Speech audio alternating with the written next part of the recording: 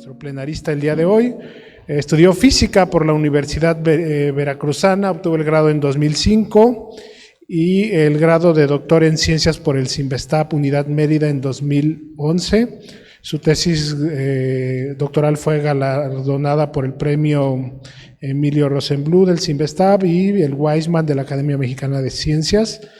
Realizó una estancia postdoctoral en Bélgica y en 2014 se integra al Instituto de Física de la Universidad Benemérita Autónoma de Puebla. Es actualmente miembro del Sistema Nacional de Investigadores Nivel 2. Ha sido distinguido con la cátedra Marcos Moschinsky en 2020 y con el premio de la Academia Mexicana de Ciencias en 2021 para jóvenes investigadores. Le agradezco mucho a Felipe que haya aceptado la invitación y a ustedes por estar aquí hoy. Adelante, Felipe.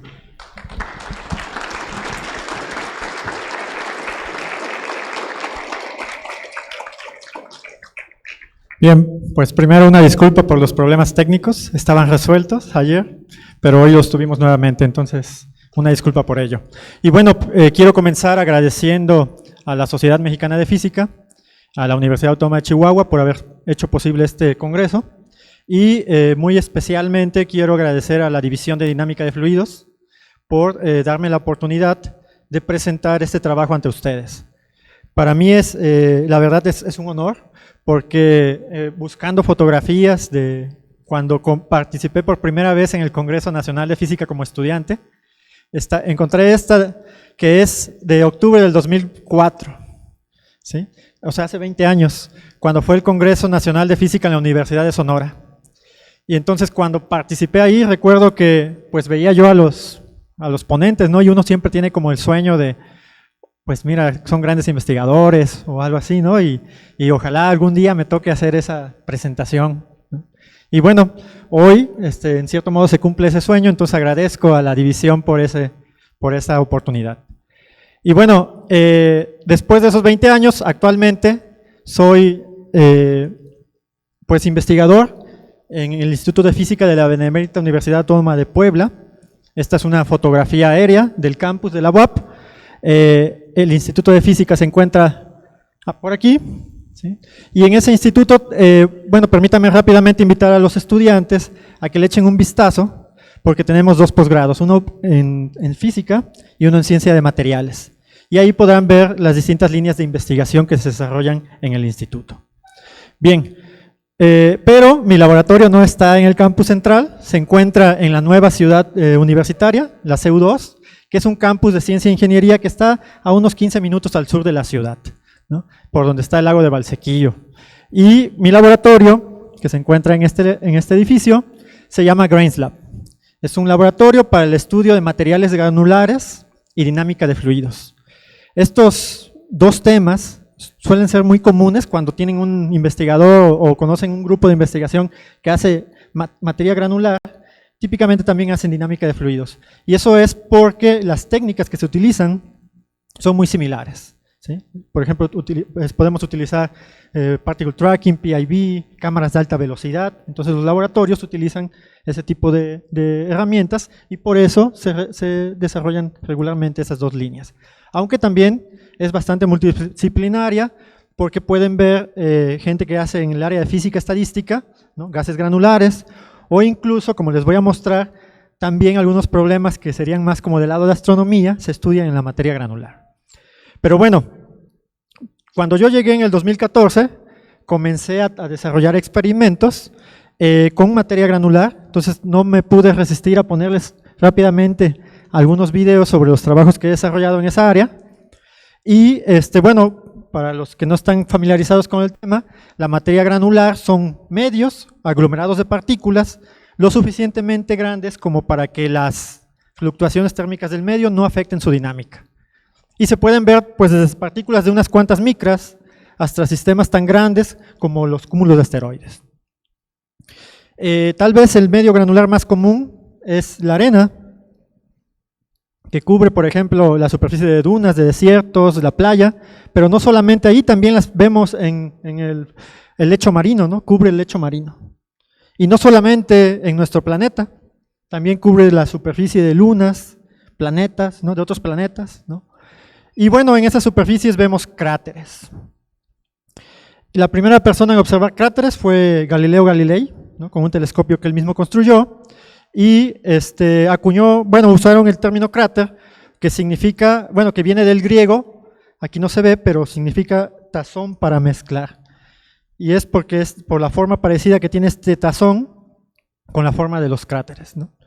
Se propuso la teoría de impacto en aquel momento, pero se consideró que era herética porque pues asumía que había objetos que podían impactar la superficie de la Tierra, por ejemplo, o de los cuerpos celestes, y eso se consideraban esferas perfectas. Entonces, como era herético, se asumió el concepto de que eran generados de origen volcánico, y no fue hasta, sorprendentemente, hasta el siglo pasado, por ahí de los 70s, que la teoría que retomó Benneger en los 20s fue aceptada.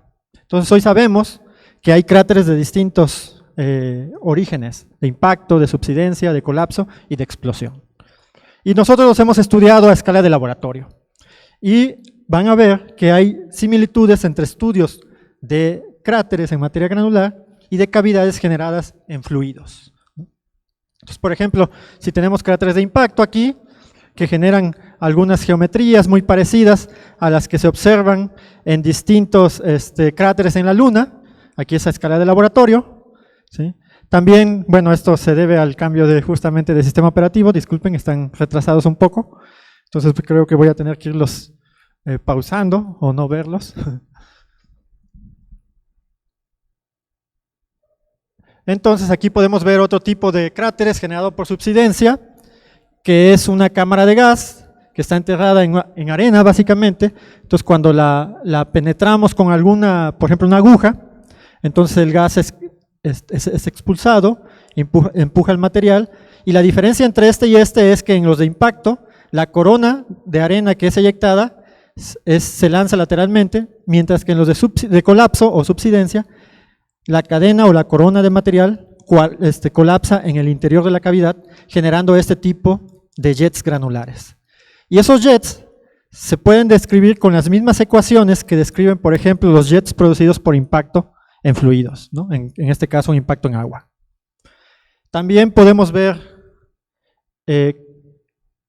cráteres generados por explosiones. A ver, voy a parar este de aquí. Aquí está. Y entonces ahí pueden ver, por ejemplo, una cavidad generada por una explosión, ¿no? Y esa cavidad se describe bien por esta ecuación que se llama la ecuación de Rayleigh-Plesset, que es utilizada, perdón, aquí está, esta ecuación de Rayleigh-Plesset, que es utilizada para describir el crecimiento de cavidades en agua, ¿no? Entonces tenemos este tipo de sistemas que son análogos. También hay sistemas de rayos. Esta es una foto de la Luna, y aquí, aquí se encuentra el cráter Tycho, ¿no? Y nótese que del cráter se generan pequeñas líneas, y este tipo de líneas de eyecciones saliendo del punto de impacto se denominan sistemas de rayos. Y bueno, nosotros hicimos un experimento para demostrar que los sistemas de rayos pueden ser generados por el impacto de proyectiles que no son esféricos. Si recuerdan, el esférico eyecta una corona continua de material, pero para generar sistemas de rayos necesitas que el proyectil sea no perfectamente esférico. Aquí está una vista lateral y van a notar la gran similitud que hay entre este sistema de materia granular y este sistema de fluidos. Cuando al agua cuando a un líquido, como, por ejemplo agua, se le disminuye la tensión superficial, pueden generarse eyecciones o coronas de agua que tienen como franjas parecidas a las que se producen en materia granular, y también se describen utilizando ecuaciones semejantes. Aquí está, por ejemplo, más claro cómo se generan los sistemas de rayos. Esto se parece más a un meteorito real, ¿verdad? Pero este es el meteorito Tamentit que cayó en Algeria, y nótese que tienen como curvaturas. Y entonces este proyectil tiene unas curvaturas por aquí, y podrán notar que bueno, dejemos que avance un poquito. Bien, bueno, ahí ven cómo los dos jets que se producen por el impacto se generan justamente de la parte curva del proyectil que impacta. Entonces, lo que pasa es que estas curvaturas hacen converger el material y entonces los rayos se forman por la convergencia de material, como si fuese una lente, ¿no? Pero en este caso la curvatura los enfoca, después colapsan los granos y por fricción disipan la energía y forman los rayos. Ahora hay algo interesante, si ustedes ven el cráter, es un cráter circular, ¿no? Independientemente de la forma del proyectil que lo generó. Y eso, si ustedes ven los cráteres, por ejemplo en la Luna, con un telescopio o alguna fotografía, siempre se dan cuenta que la mayoría de los cráteres son circulares, ¿no? Y los proyectiles no necesariamente pues son esferas, ¿no? Entonces, esto nos indica, de hecho mostramos en este trabajo, que conforme ustedes aumentan la energía de impacto, los cráteres se vuelven circulares. No les estoy dando mucho detalle de esto, porque no es la parte principal de la presentación, me voy a echar unos 10 minutitos en esto, pero aquí pueden ver el último trabajo que les voy a mostrar sobre cráteres, en donde tienen un cráter doblete. Estos son generados por impactos simultáneos de proyectiles. Entonces aquí van a ver un video, nuevamente, compromiso. Ahí está, los dos proyectiles impactan, y esta elevación recta que se observa aquí se produce por el impacto de las coronas que salen de los dos centros de impacto de los proyectiles. Y aquí hay algo interesante, este está en la Luna, por ejemplo, este es en laboratorio, y si nosotros disminuimos la separación entre los proyectiles, nuevamente notan que cuando la separación es cero, el cráter que se genera es parecido al que generaría un solo impacto. Y eso es interesante porque resulta que de los sistemas de meteoritos que se observan, el 15% son tipo doblete, o son sistemas binarios de meteoritos. Pero solamente el 2% de los cráteres tienen características de sistema binario. Esto muestra que tal vez muchos de los cráteres que observamos y que consideramos que, bueno, esto sugiere, no muestra, sugiere que muchos cráteres que consideramos creados por un solo proyectil, realmente pudieron haberse producido por un sistema binario, ¿no? Y por eso está esa diferencia que vemos entre el número de sistemas binarios y el número de cráteres tipo doblete.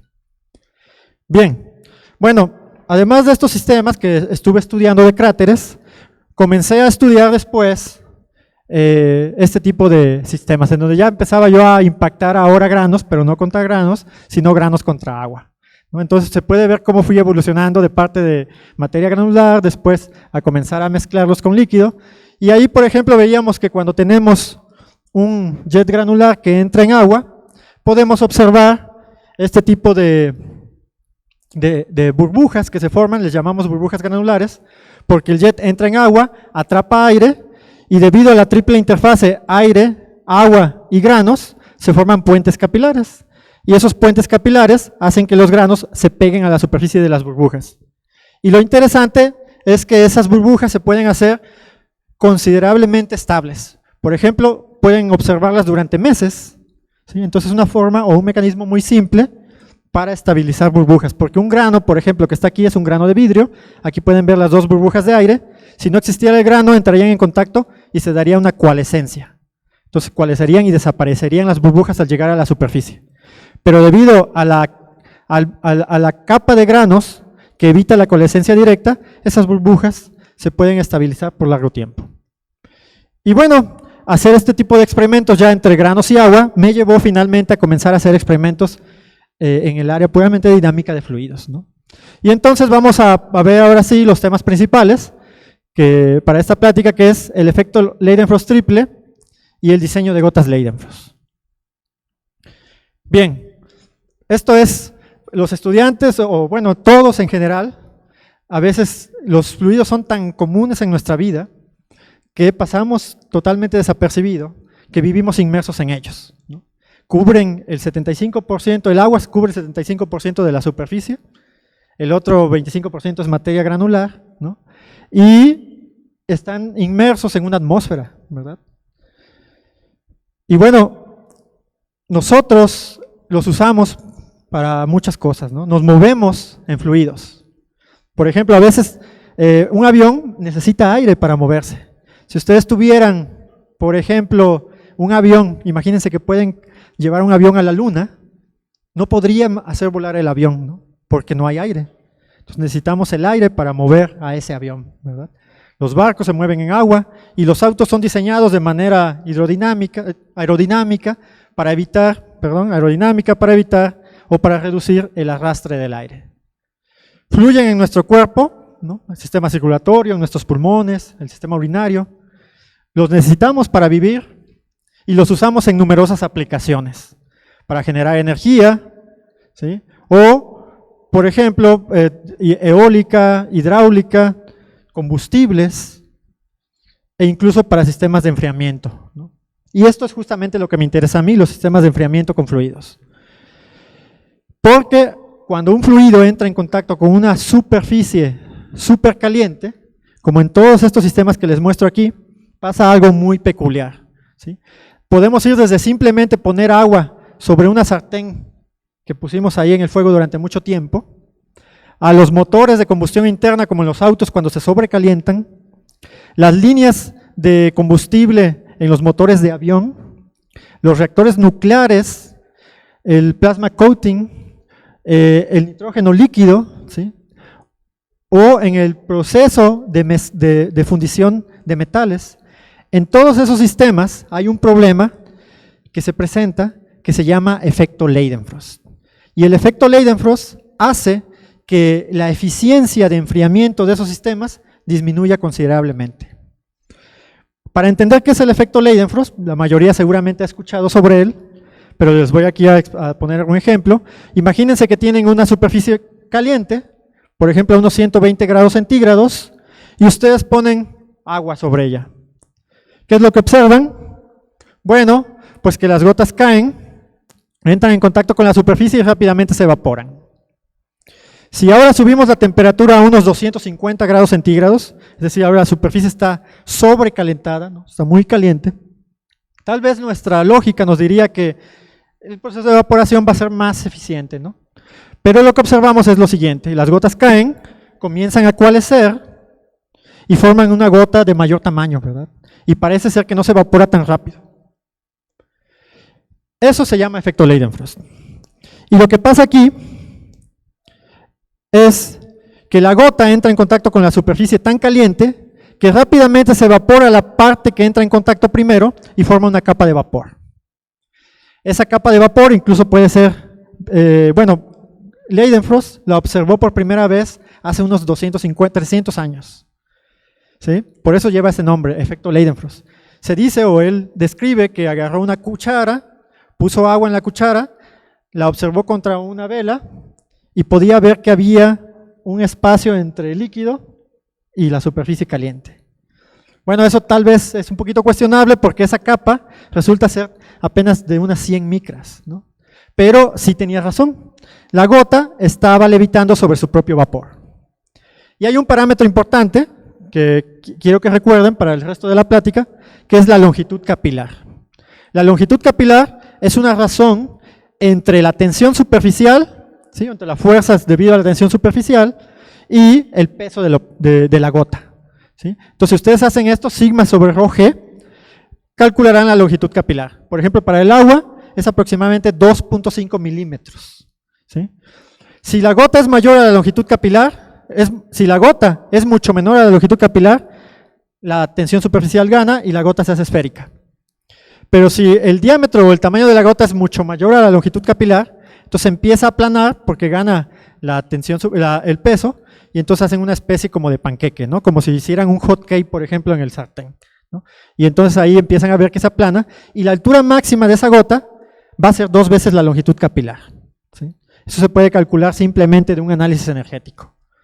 Ahora, el efecto Leidenfrost se ha utilizado, se puede calcular la temperatura mínima para observar el efecto Leidenfrost, midiendo el tiempo de evaporación de un volumen conocido de líquido como función de la temperatura del sustrato.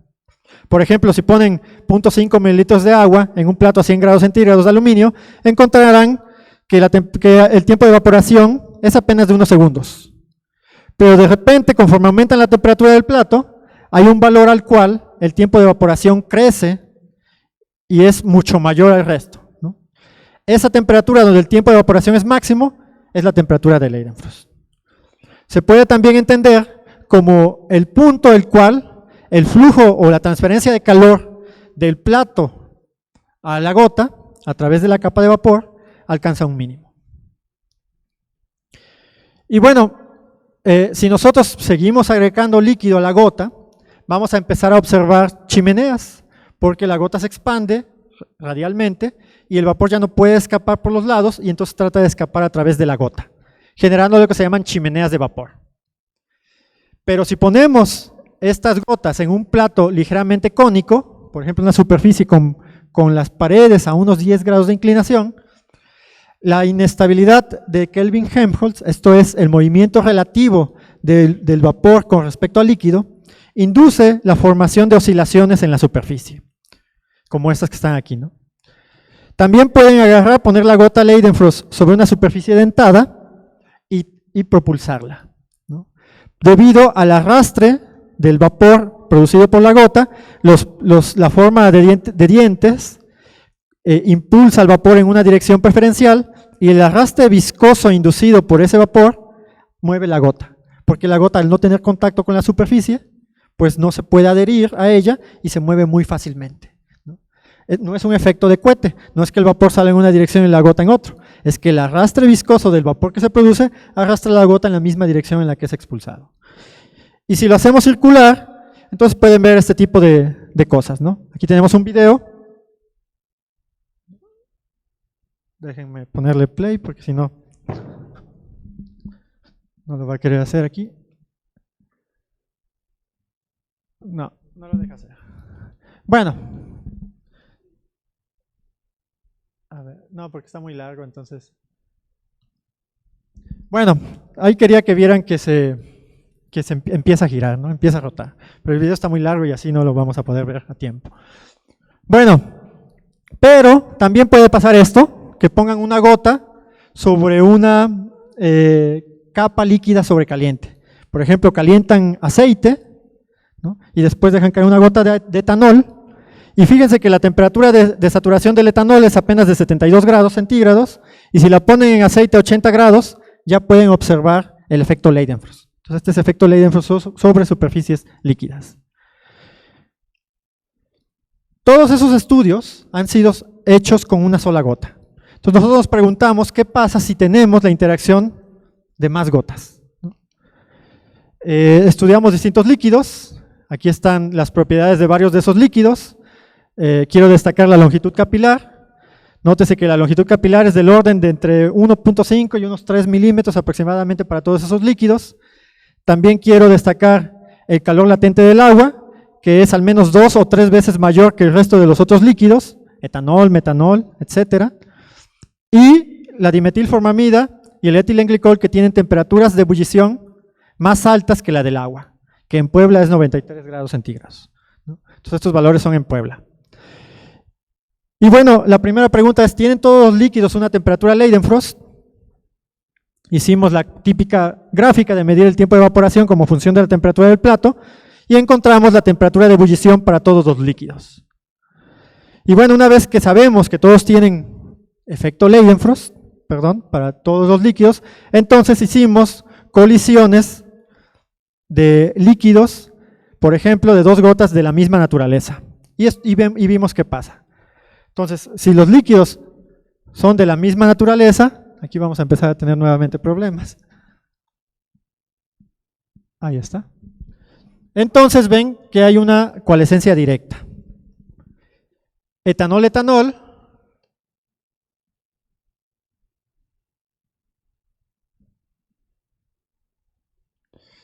y pueden ver que también coalesce directamente. ¿Qué pasa si no son de la misma naturaleza? Por ejemplo, si tienen una gota de agua que pinté con azul de metileno solamente para distinguirla y una gota de etanol que llega por ahí, ¿no? Entonces lo que observan es que en vez de coalescencia directa comienzan a rebotar una contra la otra, ¿verdad? Y bueno, podemos, fíjense cómo rebota por varios, bueno, sigue varios rebotes, puede continuar así rebotando durante muchos minutos hasta que esta gota se va evaporando. Aquí cambié los colores, pero sigue siendo etanol ahí en azul y la gota en agua, solamente para que noten que no importa a cuál le agregues el azul de metileno, solo es por visualización, lo pueden hacer sin él. Y lo que van a notar es que de repente hay un tamaño en el cual la gota pequeña sigue evaporándose, ahí están en Leidenfrost ambas gotas, ¿no? Y de repente la gota más pequeñita va a coalescer. Aguanten, ahí va. Es que el video ya se cambió de formato. Ahí está, coalescen, ¿no? Y entonces hay dos preguntas. Una, primero, ¿por qué rebotan? El agua y el etanol son totalmente miscibles. Si ustedes ponen agua y etanol a temperatura ambiente y las mezclan, pueden hacer una cerveza, por ejemplo, y se la toman, ¿no? O sea, son miscibles. Pero aquí no coalescen. Pregunta 1, ¿por qué no coalescen? Pregunta 2, ¿por qué coalescen cuando la gota chiquita, ¿no? La gota que se evapora más rápidamente, alcanza cierto tamaño? ¿Hay un tamaño crítico de coalescencia? ¿Y por qué lo hacen? Responder a esas preguntas es lo que voy a hacer en el resto de la plática. Muy bien. Podemos mezclar varios de los líquidos, por ejemplo aquí tienen agua isopropanol, rebotan, agua cloroformo rebota, agua acetona rebota, pero agua dimetilformamida no rebota. Esas dos se quedan ahí, coalescen directamente. Bueno, y entonces nosotros planteamos una hipótesis. Tenemos una gota, aquí, que por ejemplo si es agua, está a 100 grados centígrados, 93 grados centígrados en Puebla, y que está sobre una superficie caliente de aluminio, y entonces entra en estado Leidenfrost, el típico estado Leidenfrost, ¿no? El etanol también, como está a 70 grados, su punto de ebullición, ¿verdad? También está ahí evaporándose sobre la superficie caliente, y entonces entra en estado Leidenfrost con la superficie caliente. Pero recuerden ese experimento que les mostré, de que podían poner una gota de etanol sobre, por ejemplo, aceite de silicona caliente, ¿verdad? Y que se había Leidenfrost. Entonces, el etanol también ve a la gota como una superficie caliente. Y entonces se genera una capa de vapor entre ellos que evita la coalescencia. Y bueno, hicimos un modelo hidrodinámico para determinar la razón de vapor que se produce entre las gotas, debido a su diferencia de temperatura, y la razón de vapor que expele de esa zona, que se expulsa de esa zona, usando un flujo laminar. Y resulta que ese modelo funciona muy bien. Y bueno, debido a estas tres zonas de Leidenfrost simultáneas, le llamamos el efecto Leidenfrost triple.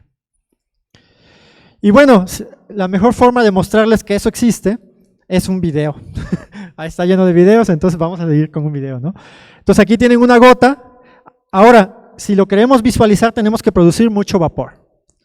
Entonces decimos, bueno, necesitamos una diferencia de temperatura elevada entre ellos dos, ¿verdad? Porque si nosotros vemos la ecuación de Fourier, encontramos que la razón de evaporación depende de la diferencia de temperaturas entre los dos líquidos, ¿verdad?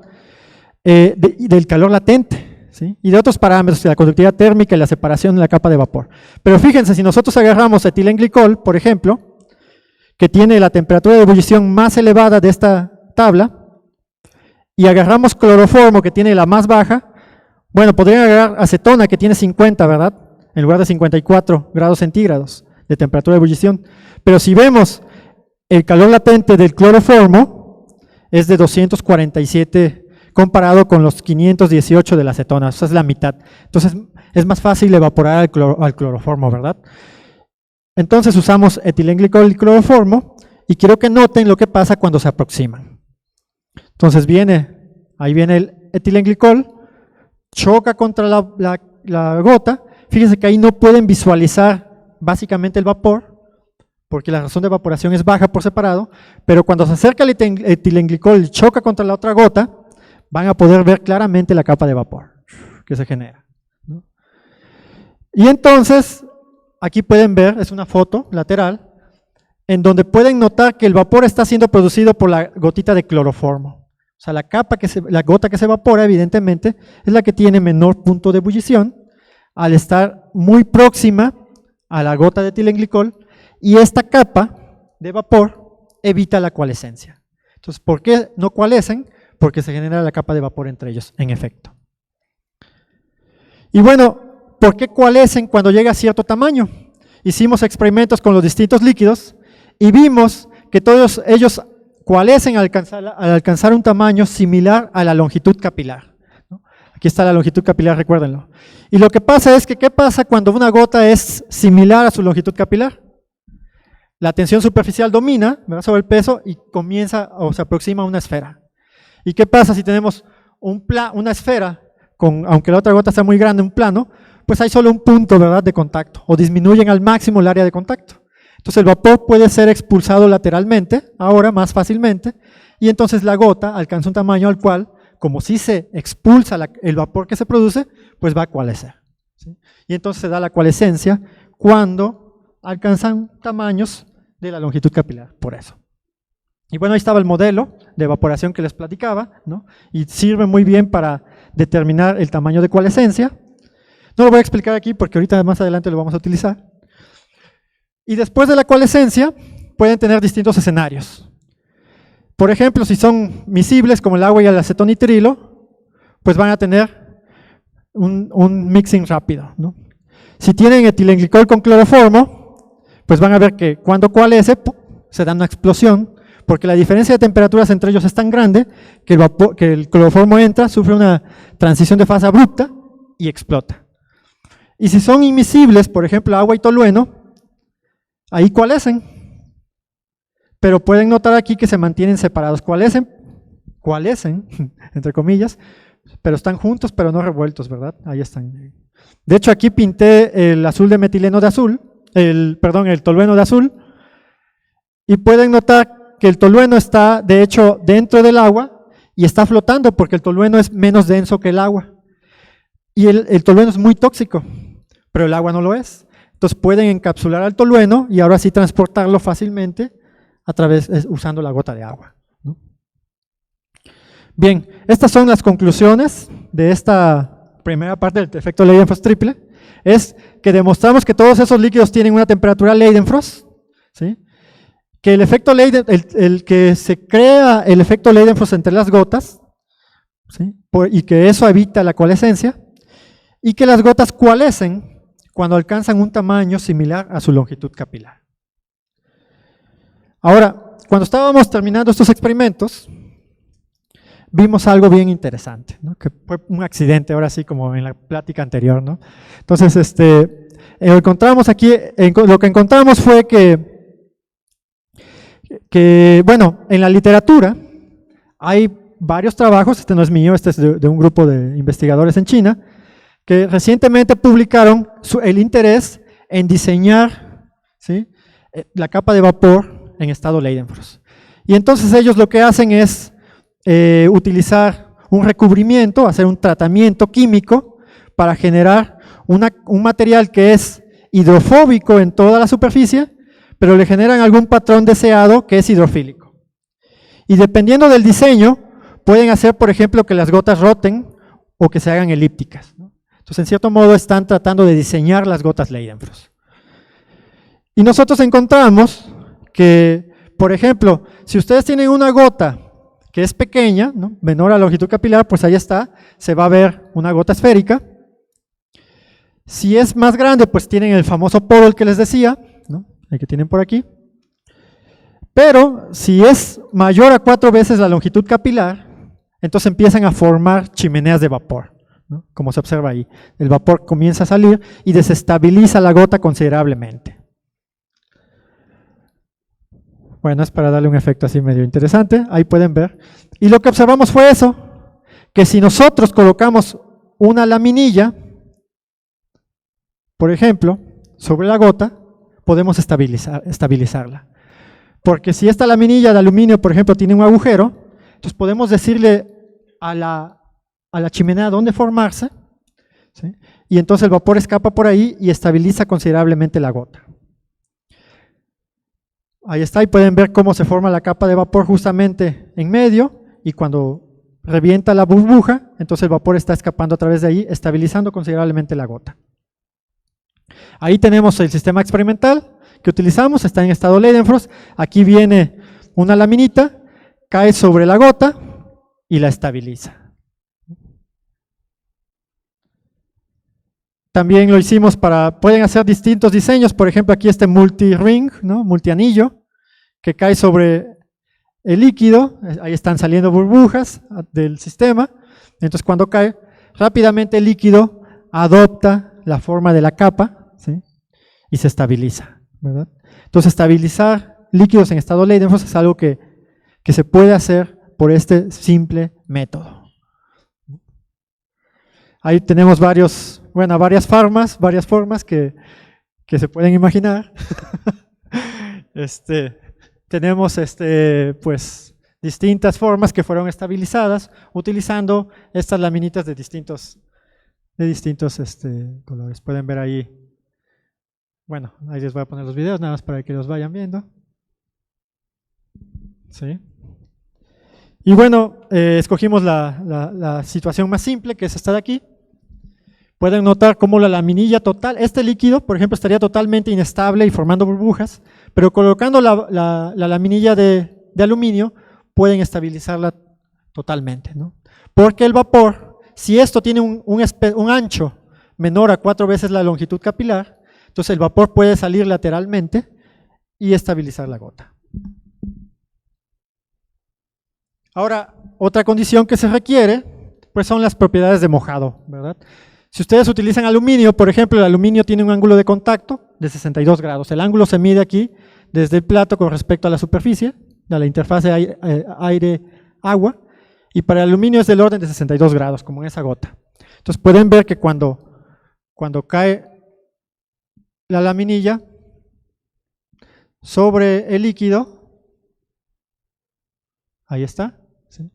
Pueden notar que el líquido moja la superficie, se va extendiendo, adoptando la forma de la capa, ¿verdad? Porque la moja. Entonces, las fuerzas capilares hacen que el líquido se adhiera a la placa. Si nosotros recubrimos con teflón la capa, por ejemplo, entonces podemos ver que lo hacemos hidrofóbico. Este es teflón del que utilizan para ponerle ahí a la tubería, ¿no? Entonces, nada más agarramos la tapa de aluminio, le pusimos teflón, haciéndola ahora hidrofóbica, ¿verdad? Y si repiten el experimento, pues lo que pueden ver es que como es hidrofóbico, pues no se moja, ¿verdad? El líquido, y pues no va a adoptar la forma de la placa. Entonces es importante que la capa sea hidrofílica, ¿no?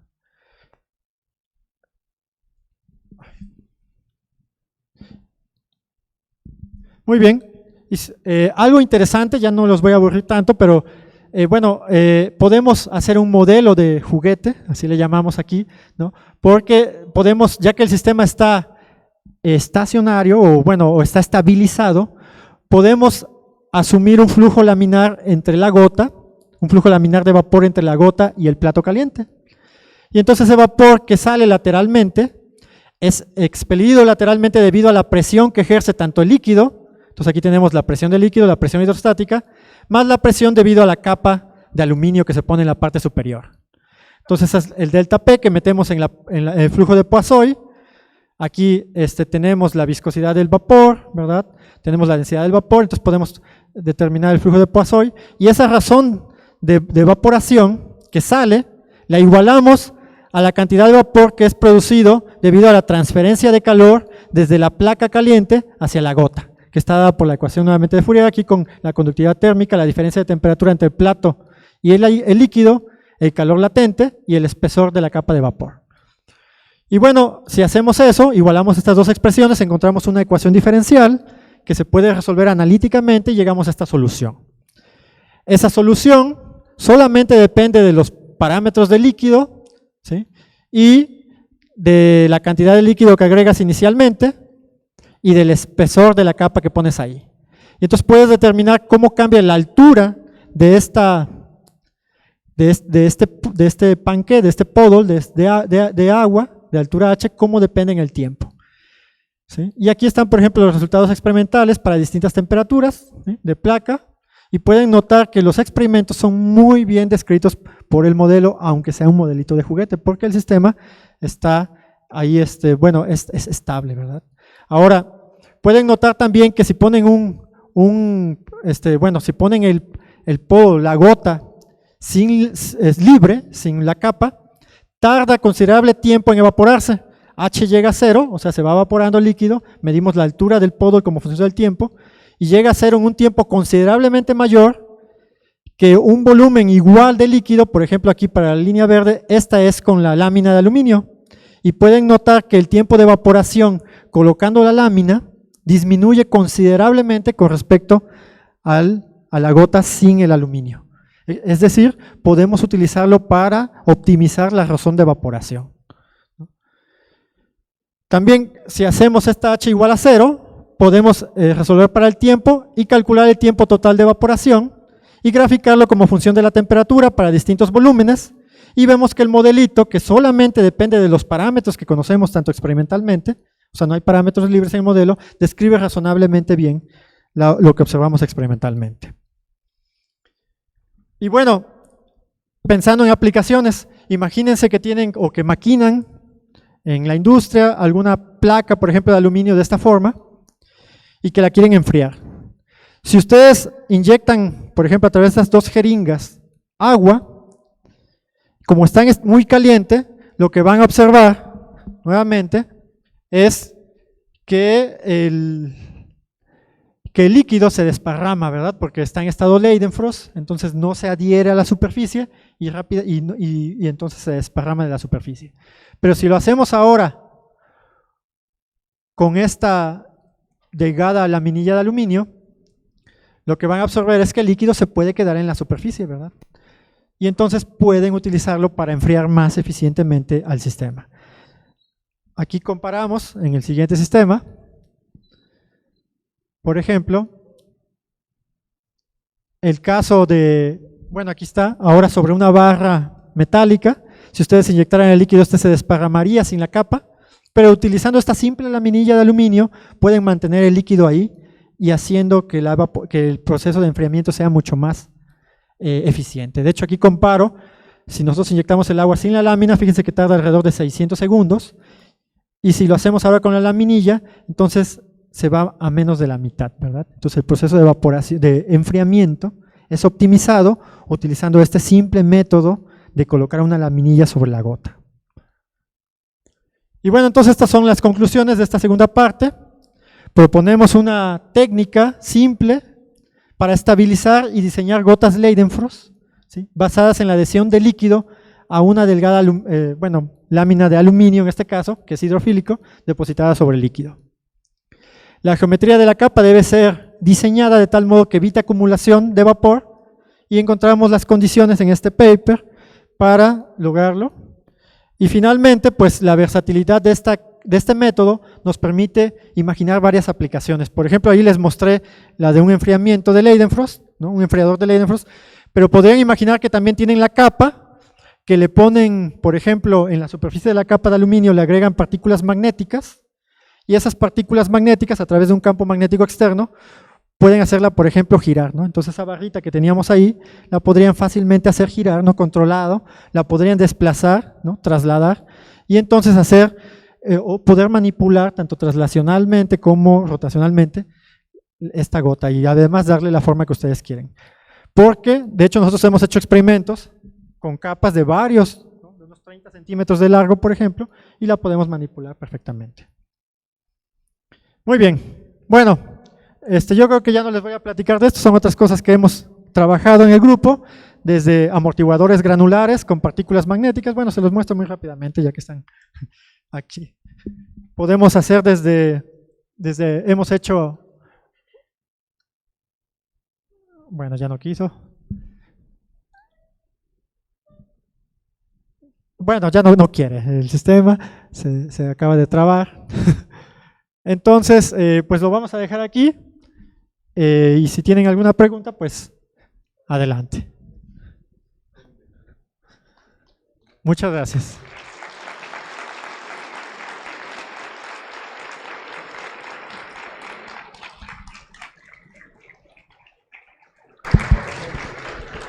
Gracias, Felipe. Te agradecemos la charla tan visual y como verán la tecnología pues no tiene palabra, ¿no? ¿Tenemos tiempo para preguntas? Adelante, por favor. ¿Sí? Acerca de los cráteres, ¿qué otra geometría se podría hacer? Tú puedes hacer la geometría que quieras y cuando los impactes, de hecho no lo mostré, pero porque eso nada va a ser una introducción, pero por ejemplo en los trabajos que fui poniendo ahí, muestro cómo puedes utilizar cualquier geometría y siempre conforme tú aumentas la energía de impacto, los cráteres se vuelven circulares independientemente de la geometría, ¿no? Siempre que tenga suficiente energía va a haber un valor, porque la circularidad, que es qué tan circular es el borde del cráter, rápidamente satura a 1, 1 significa que es circular, conforme aumentas la energía de impacto. Tú lo puedes hacer con distintas geometrías y vas a ver que el cráter se hace circular. En el experimento con la laminilla recubierta de teflón, también hicieron pruebas con diferentes geometrías, por ejemplo, que tengan aperturas. Digamos que coloque la laminilla que tiene forma de anillo, sí, por el hecho de que es hidrofóbica y el efecto Leidenfrost, ¿se contendría o se saldría de esta? No, justamente creo que mostré en una lámina, no sé si lo checaste, tal vez no porque los videos no estaban muy claros, pero puedes utilizar discos o cualquier otra geometría que tenga lo máximo, por ejemplo, 4 veces la longitud capilar. Si es muy grande, tu podo, por ejemplo, un podo podría ser de este grande. Y entonces tienes que hacer un multianillo para tener zonas por donde pueda escapar el vapor y entonces de ese modo puedes estabilizar el líquido, ¿no? Entonces siempre puedes estabilizarlo, ¿no? Nada más tienes que diseñar adecuadamente el sistema para que el vapor escape lateralmente. Perdón. Perdón. Adelante. No, quería saber si probaron variando la temperatura de la laminilla. Discúlpame. Si probaron variando la temperatura de la laminilla que le ponen arriba al polvo. De la laminilla. Justamente ahorita estamos en el proceso de referir y me lo preguntó el referí. Entonces, no, nosotros simplemente pones la laminilla. Lo que quiero destacar es que es tan delgada. De hecho, esta laminita es del orden de 0.2 milímetros, ¿sí?, de espesor, o sea, unas 20 micras aproximadamente, no, 200 micras. Y entonces, cuando tú la pones en contacto con el líquido, como la masa del líquido es mucho mayor que la masa de tu laminilla, pues esta rápidamente adquiere la temperatura del líquido, ¿no? O sea, el cambio de temperatura que sufre la laminilla, el sistema, lo puedes calcular, de hecho es muy fácil, una transferencia de calor del líquido a la otra placa, ¿no? Entonces el cambio de temperatura es apenas de unos décimas de grado, ¿no? Entonces no es muy importante. Claro, si pusieras una placa que estuviera por arriba de la temperatura de Leidenfrost, ¿verdad? Entonces tal vez podrías generar que la placa también levite sobre el líquido. Eso sería interesante, pero no lo hemos hecho. Muchas gracias. Gracias a ti. Sí, una forma como se puede ver el efecto fácilmente, sí, es en un vaso de refresco, sí, moviendo con el popote para que se suelte el gas y después usar el popote como pipeta para soltar una pequeña gota, y mientras dure el gas sobre la superficie se sostiene. Exactamente, ese es el modo en que las gotas, bueno, ahí por ejemplo no coalescen hasta que el aire o el pequeño film, ¿no? La pequeña capita de aire que hay en ese caso o de gas, en este caso, ¿no? Sea evacuada de la zona de contacto, el efecto durará, en efecto. También pueden poner, por ejemplo, gotas sobre superficies vibradas, y si ustedes vibran a una frecuencia suficiente, pueden hacer que esas gotas se mantengan, del mismo líquido, se mantengan sin coalescer, porque el aire, como en este caso, el aire o el film de aire que tienes entre la gota y la capa líquida, por ejemplo, vibrando, es renovado durante la vibración y entonces tienen algo que se llaman quantum droplets, ¿no? Que les llaman, pero que es un sistema clásico que es descrito con ecuaciones análogas a ecuaciones que luego se observan en mecánica cuántica, pero nada más son análogas, no es un sistema cuántico, es un sistema clásico y por eso se llaman quantum droplets, ¿no? Muchas gracias. Acá. ¿Qué tal, Felipe? Muy bonita tu charla, muchas gracias. Muchas gracias. Tenía duda, en todos los sistemas que nos mostraste, siempre la placa de abajo está a una temperatura por encima del punto de ebullición, ¿cierto?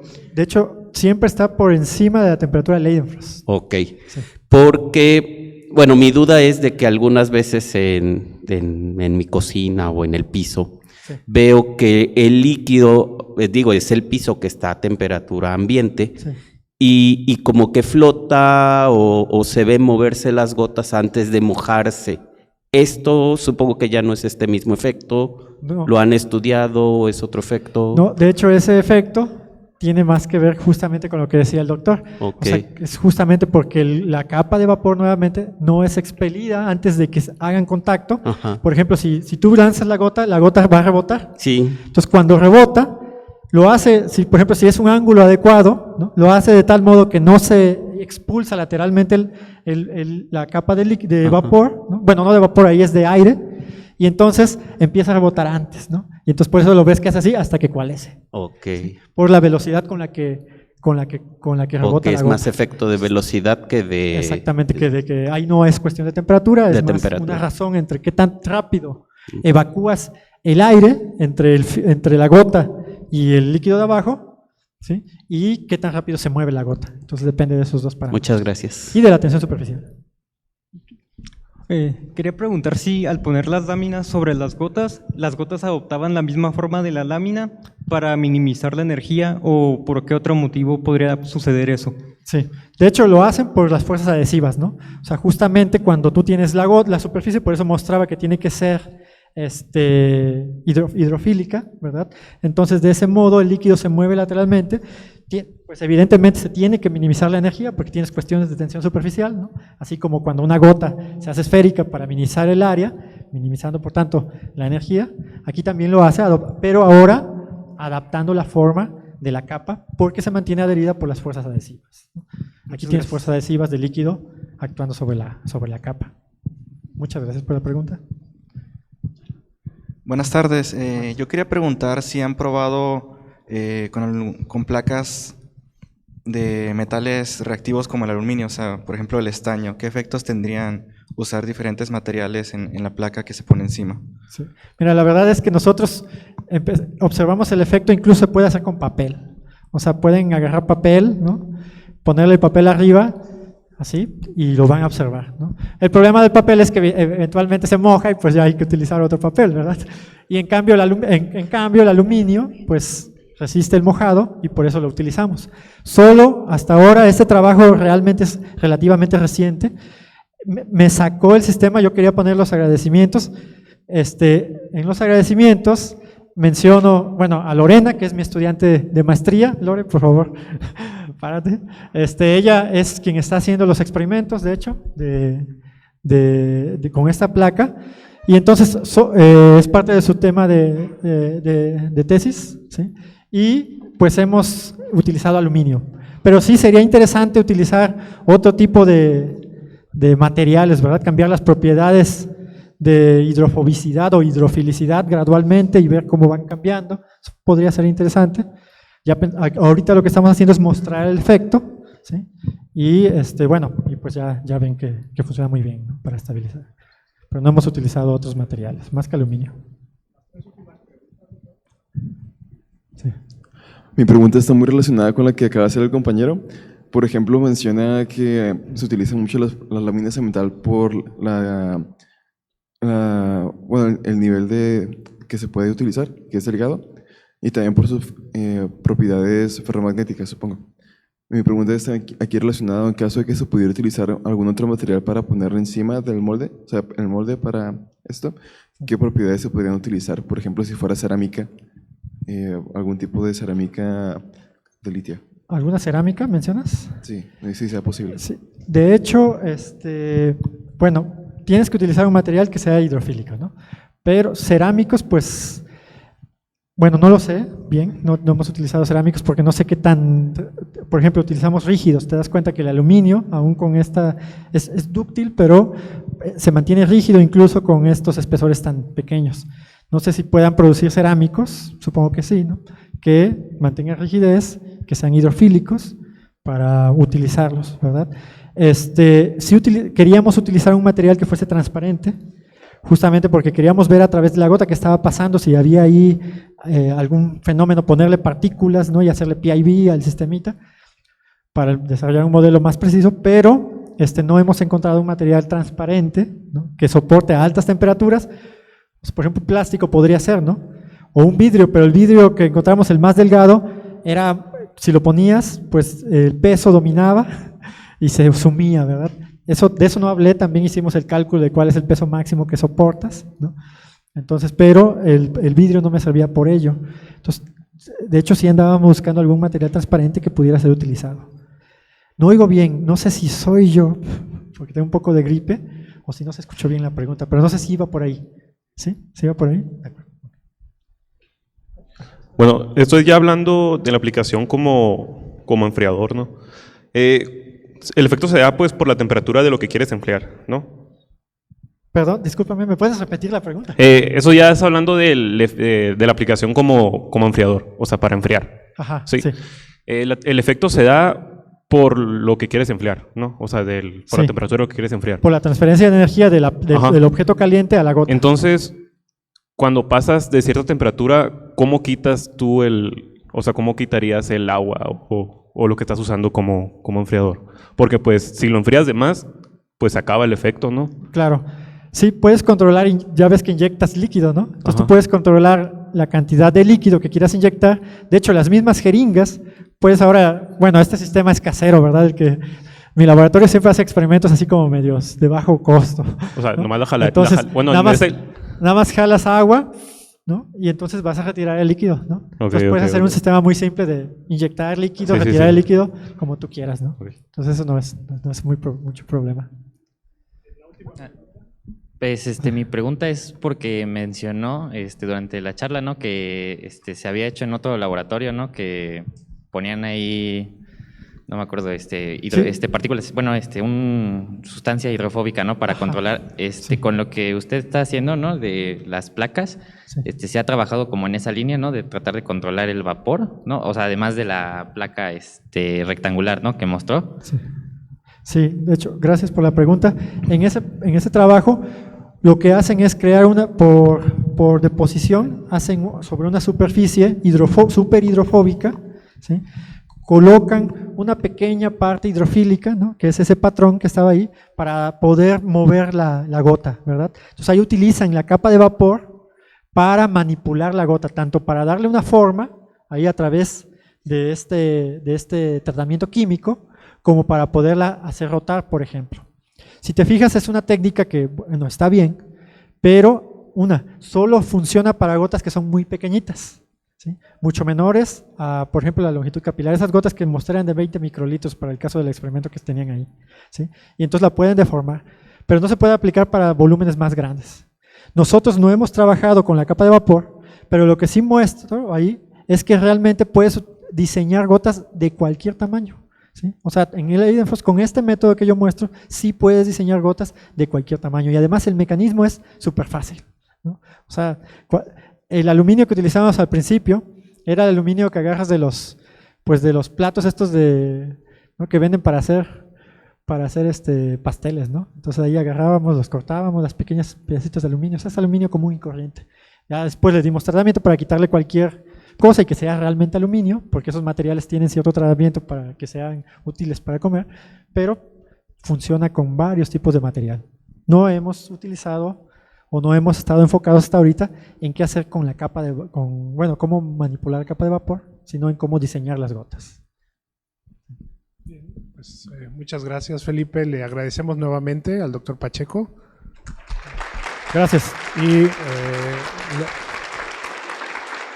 le vamos a entregar un presente de parte del comité organizador. Gracias. Le agradecemos y gracias a ustedes también por aguantar hasta el final y concluimos con esto la sesión. Muchas gracias.